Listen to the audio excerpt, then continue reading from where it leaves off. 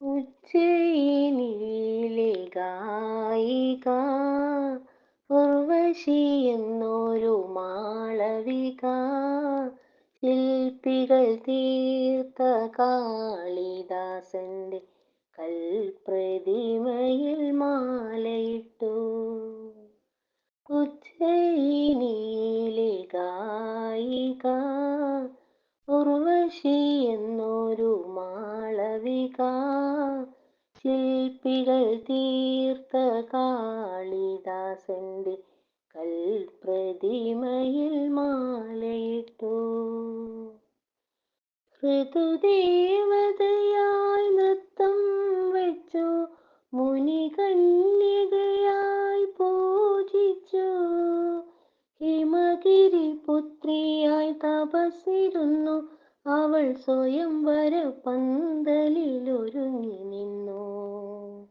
ഉജ്ജയിനിയിലെ ഗായിക ഉർവശി എന്നൊരു മാളവിക, ശില്പികൾ തീർത്ത കാളിദാസന്റെ കൽപ്രതിമയിൽ മാലയിട്ടു. അലിയും ശിലയുടെ കണ്ണു തുറന്നു, കലയും കാലവും കുമ്പിട്ടു, അവളുടെ മഞ്ജീര സിഞ്ചിതത്തിൽ സൃഷ്ടിസ്ഥിതിലയ താളങ്ങൾ ഒതുങ്ങി നിന്നു.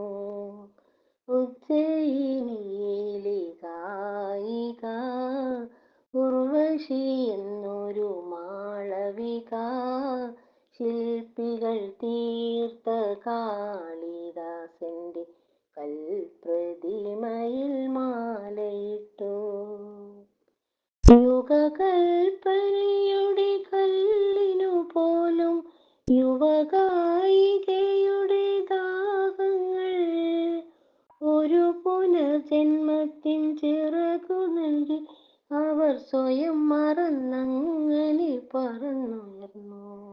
ഉജ്ജയിനിയിലെ ഗായിക ഉർവശി എന്നൊരു മാളവിക, ശില്പികൾ തീർത്ത കാളിദാസന്റെ കൽപ്രതിമയിൽ